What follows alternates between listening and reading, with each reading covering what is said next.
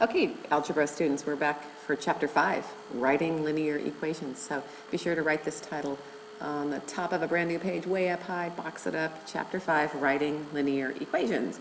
Today we get to write linear equations in our favorite form, slope-intercept form. Be sure to pause, make sure you have these notes down, and then continue forward.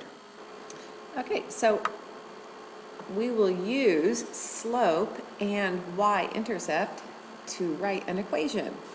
And that's because we love slope-intercept form. So without saying it out loud, recall slope-intercept form. Jot it down here and come back and check, see if you agree with me. Okay, you should have written, let's say it together. Ready? Y equals mx plus b. Very good. Where m is the slope and b is the y-intercept. Excellent. So the first thing we can do when writing an equation is find the two things we need to write a linear equation. We need slope and we need y-intercept, right? If we know those two things, we simply plug them in, right? Substitute. So here is a question for you. Whoops. Write the equation for the line with the slope of 4 and a y-intercept of -3. Write the equation for the line with a slope of 4 and a y-intercept of -3. Remember to jot down this question or you won't know why you have an equation written down, right? And so we will start with our form, our slope-intercept form, and then go ahead and write the equation for this line. You should be substituting, right? So we plug in 4 for our slope and -3 for our y-intercept. Now, when I have 4x plus a -3, is there a simpler way you could write that? You got it. You can subtract the opposite, right? So 4x minus 3 has less writing, so it's the simplest form. Good job.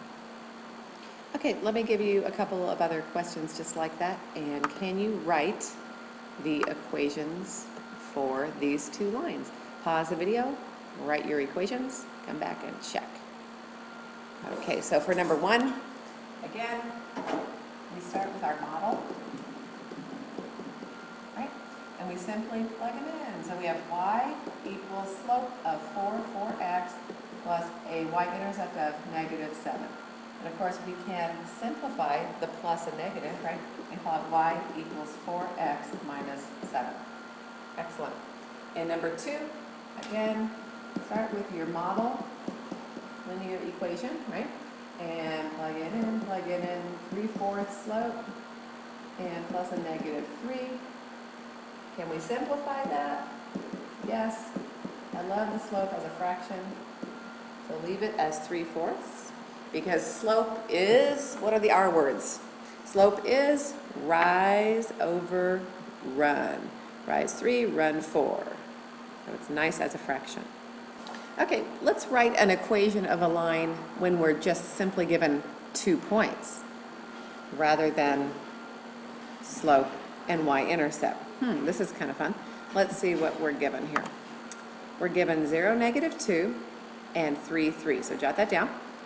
And now we have been using our favorite form, right? And our favorite form again is y equals mx plus b.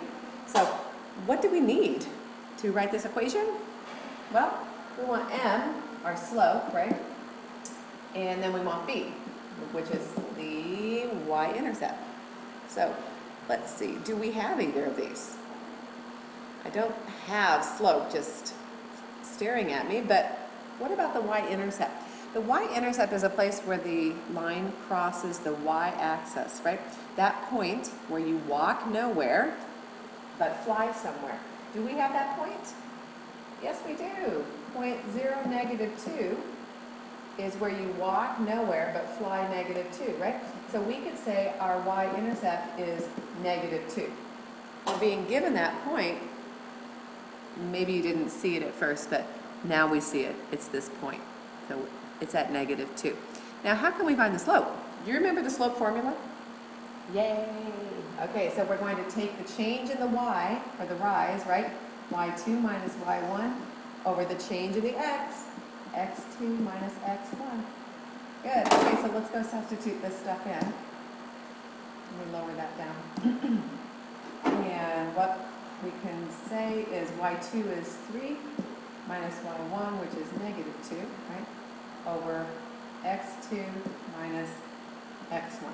Remember, you should have a point stacked, right? X under y, 0.3333. 0.0 negative 2, 0 negative 2. So it's stacked on x under y, right? Let's change our subtraction to adding the opposite.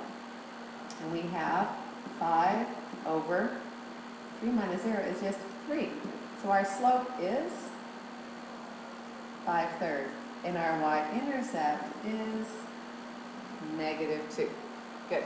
So now we simply bring them over and substitute.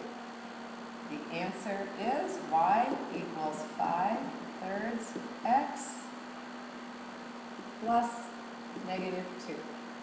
And can we write that more simply? You got it. Y equals 5/3 x minus 2. Yay! You can do this. You can find slope. Use your slope formula. Good job. How about if you're given a picture of a line, a graph?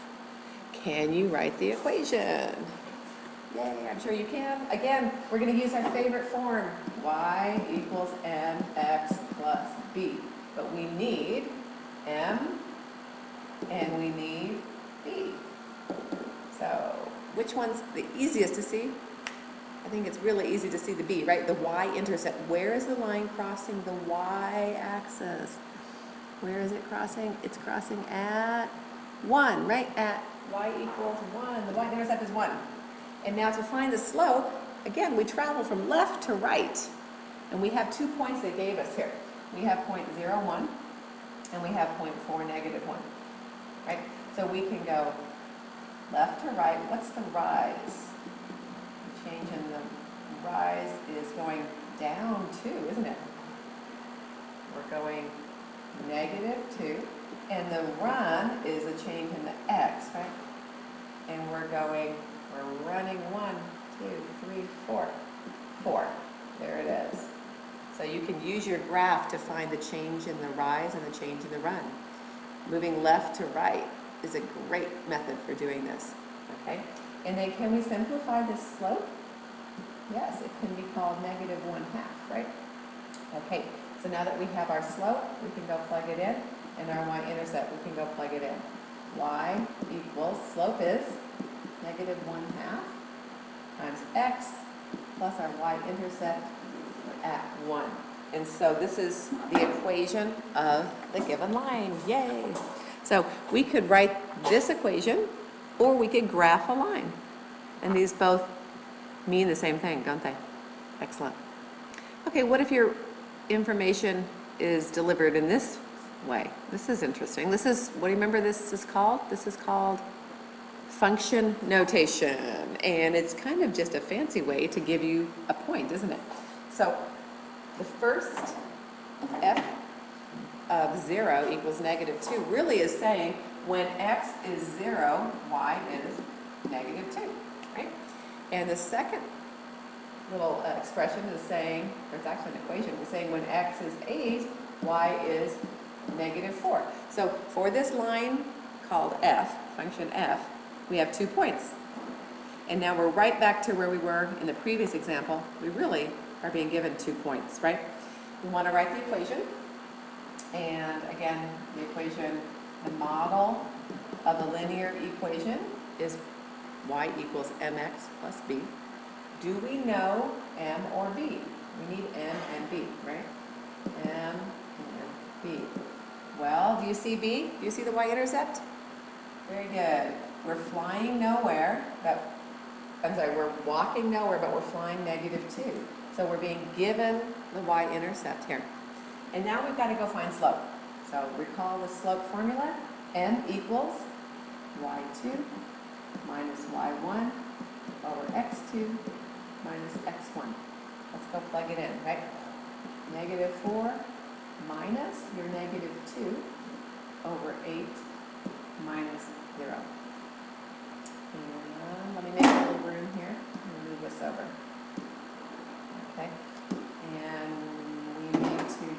simplify this, right? The opposite. So negative 4 plus 2 is negative 2, and 8 minus 0 is simply 8. So the slope is m equals, let's reduce this, negative 1 over 4. Good job. There's your slope, and here's our y-intercept, right? So we're going to substitute and write this equation. Y equals, the slope is negative 1/4 x plus the y-intercept is negative 2. All right, so is there a simpler way you could write this? Let me move this over again. I'm sorry. Move. I'm moving it out of our way so we can simplify this equation. And the simplified equation is, instead of plus negative 2, we simply say minus 2. There you go. There's your equation. Okay, try it again here and come back and check your work. Okay, once again, you should have used your model. Really, we have 2 points here, negative 3, 6, and 0, 5. So our y-intercept was 5, and the slope, 5 minus 6 over 0 minus negative 3. Have the opposite, right? And we have negative 1 over 3. Slope is negative 1/3. So we bring these things back. These are the 2 critical values we need, right? Y equals negative 1/3 x plus 5. Excellent. Okay, and to top things off, let's try writing a linear equation using slope-intercept form in a real-world situation. Woohoo! What could be more fun, right? Let's see. We've talked a little bit about this before. In a real-world situation, how do we find slope? How do we find y-intercept? Well, here are the important clues, and some of you probably are remembering what we've already talked about, right? In a real-world situation, the slope is what type of a value? It is a rate. So we're looking for something like miles per hour, or the cost per ticket or something like that. It's a rate, a number with 2 different unit forms. Calories per serving, students per class, that sort of thing. And the y-intercept, do you remember what that is? Very good. It's usually a starting point. So, you put $500 in the bank, and then you save $25 per month. So your starting point would be $500. That doesn't change each month, but $25 per month would be your rate. Okay, that's my favorite one to think about. Pause the video and take this down, and then come back and go ahead, and we'll walk through it, right? A dance academy charges $20 to use the facility and $25 per hour of instruction. Write an equation giving the total cost to learn dance as a function of hours of instruction. And then the follow-up question is, what is the total cost of 2 hours of dance instruction? So hopefully you have that down. Now let's go ahead and write this equation. Fun, fun, fun, right? Okay, so we're going to use the model y equals mx plus b. That's what this section is about, the model for the linear equation, right? Slope y-intercept form. And again, we've got to find our 2 critical values, our slope and our y-intercept, right? So, as we look at this scenario, a dance academy charges $20 to use the facility and $25 per hour of instruction. Is there a starting point? Is there a flat fee that you pay no matter how many hours you dance? Good job. It is this $20, isn't it? So we start by paying $20 no matter what. And then, do we see a rate? Yes, we do. We have $25 per hour, right? There it is. $25 per hour. So that will change depending on the number of hours you have instruction. So there's your rate, right? That's the changing thing, rate of change, right?